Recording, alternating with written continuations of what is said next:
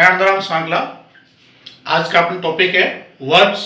बहुत शानदार टॉपिक है, इम्पोर्टेंट है सभी कक्षाओं के लिए भी। और वर्ब आप लोगों ने वर्ब पढ़ रखी है, लेकिन जब क्लासों में केवल वर्ब का नाम सुना है कि वर्ब क्या होती है, और आप लोगों ने इतना सीखा है कि वर्ब 3 प्रकार की होती है, फर्स्ट फॉर्म, सेकंड फॉर्म और थर्ड फॉर्म। लेकिन इतना ही नहीं होता है, वर्ब कई प्रकार की होती है और वर्ब का टॉपिक भी विस्तार से होता है। इस टॉपिक को ध्यान से देखिए और ध्यान से सुनिए और पूरा वीडियो सुनिए, और लास्ट में जरूर सब्सक्राइब और लाइक भी कीजिए। आइए स्टार्ट करते हैं और ध्यान से सुनिए और देखिए। टॉपिक है वर्ब। आज का टॉपिक क्या है? वर्ब।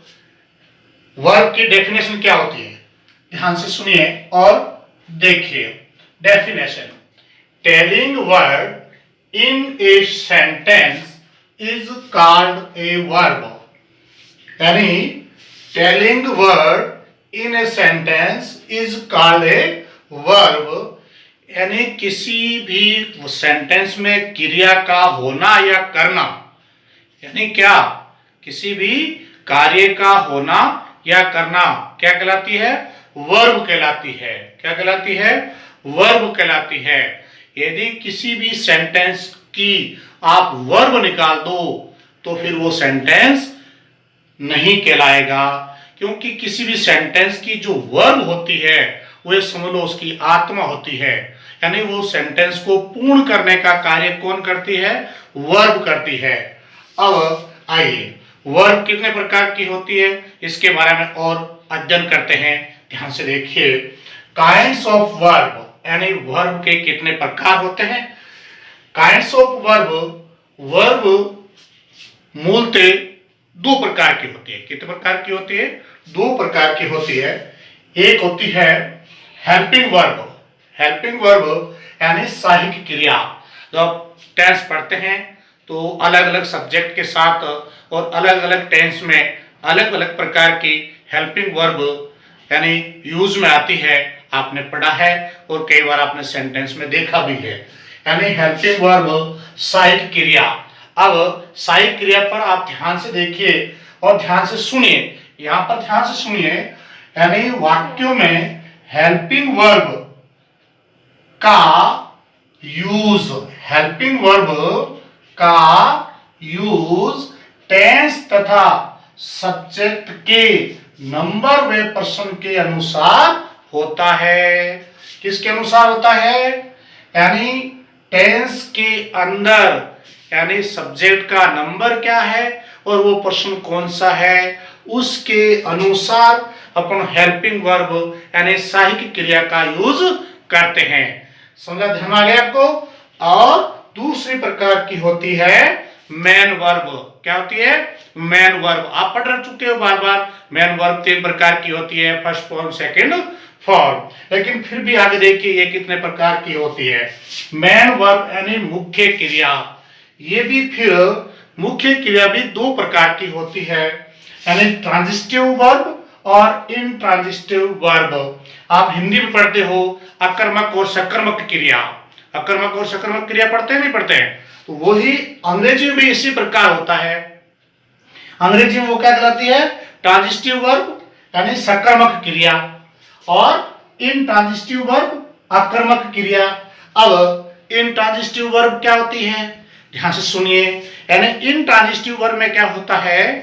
ऑब्जेक्ट नहीं होता है। क्या नहीं होता है? ऑब्जेक्ट नहीं होता है, केवल सब्जेक्ट होता है। सब्जेक्ट और वर्ब होता है। जैसे a little child is weeping, एक छोटा बच्चा रो रहा है। तो इसमें ऑब्जेक्ट क्या है? कोई ऑब्जेक्ट नहीं है, केवल सब्जेक्ट है। They are going to school, वे विद्यालय जा रहे हैं। अब कहां जा रहे हैं? विद्यालय जा रहे हैं। विद्यालय क्या है? एडवर्ब है, ऑब्जेक्ट तो नहीं है ना। यानी गोइंग टू। अब गो का स्कूल पर कोई इफेक्ट पड़ा क्या? किसी प्रकार का कोई इफेक्ट नहीं पड़ा है। ठीक है? तो यानी जिस वर्ब के पास ऑब्जेक्ट नहीं होता है, यानी वह वर्ब जो ऑब्जेक्ट नहीं लेती है वो क्या कहलाती है? क्या कहलाती है? इंट्रांजिटिव वर्ब कहलाती है। क्या कहलाती है? इंट्रांजिटिव वर्ब कहलाती है, यानी अकर्मक क्रिया कहलाती है। समझ गए?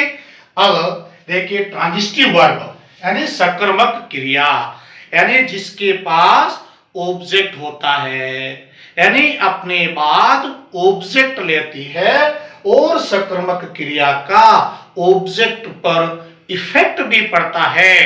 क्या पड़ता है? इफेक्ट पड़ता है। जैसे आई ईट a mango, I eat a mango, तो मैं एक आम खाता हूं। तो बताइए आम खाने पर आम पर कुछ प्रभाव पड़ा नहीं पड़ा? इफेक्ट पड़ा ना, है ना? तो यानी ऑब्जेक्ट पर इफेक्ट पड़ता है, प्रभाव पड़ता है, वो क्या कहलाती है? ट्रांजिटिव वर्ब यानी सकर्मक क्रिया कहलाती है। और अपने बाद में क्या लेती है? ऑब्जेक्ट लेती है, वो ट्रांजिटिव वर्ब कहलाती है। अब देखिए यानी ट्रांजिटिव वर्ब के भी टू पार्ट होते हैं। कितने पार्ट होते हैं? टू पार्ट होते हैं, वो भी ध्यान से देखिए। ट्रांजिटिव वर्ब यानी वह ट्रांजिटिव वर्ब जो केवल एक ऑब्जेक्ट लेती है। कितने ऑब्जेक्ट लेती है अपने बाद में? केवल एक ऑब्जेक्ट। कितने? एक ऑब्जेक्ट लेती है, यानी केवल मात्र वह transitive verb having only one object, अपने बाद केवल एक वर्ब लेती है। तो यहां देखो एग्जांपल देखिए ध्यान से एग्जांपल आपके सामने। प्राण रीड्स ए बुक, प्राण एक पुस्तक पढ़ता है। क्या पढ़ता है? एक पुस्तक। तो क्या है? रीड्स के बाद में क्या है? ए बुक, यानी केवल एक ऑब्जेक्ट लेती है। दूसरे प्रकार की ट्रांजिटिव वर्ब क्या होती है? यानी ये transitive verb having two objects, अपने बाद में दो ऑब्जेक्ट लेती है।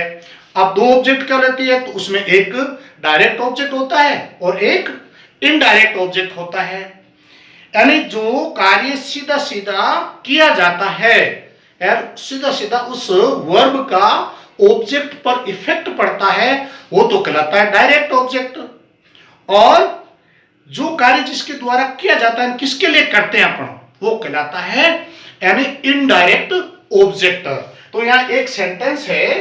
अब ऑब्जेक्ट, डायरेक्ट ऑब्जेक्ट और इनडायरेक्ट ऑब्जेक्ट, यानी ये ऑब्जेक्ट भी दो प्रकार के। अपन फिर अपन आगे क्या करते हैं? इसका डिवाइडेशन कर दिया। अपन पूछ लेते हैं एक बार।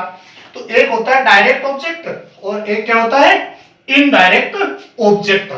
तो इसको ठीक से समझने के लिए अपन एक एग्जांपल करते हैं कि डायरेक्ट ऑब्जेक्ट क्या होता है और इनडायरेक्ट ऑब्जेक्ट क्या होता है। तो ध्यान से देखिए यहां पर, Raj wrote a letter to his father, Raj wrote a letter to his father, Raj ने अपने पिता को एक पत्र लिखा। क्या लिखा? वाट, क्या लिखा? एक पत्र लिखा। तो उन्होंने क्या लिखा? लिखने का काम किया। तो सीधा सीधा काम किया क्या? यानी पत्र लिखने का काम किया। तो जो सीधा काम किया गया, यानी सीधा इस वर्ब का इस पर इफेक्ट सीधा पड़ा है और वो क्या कर रहा है? वो कहलाता है डायरेक्ट ऑब्जेक्ट।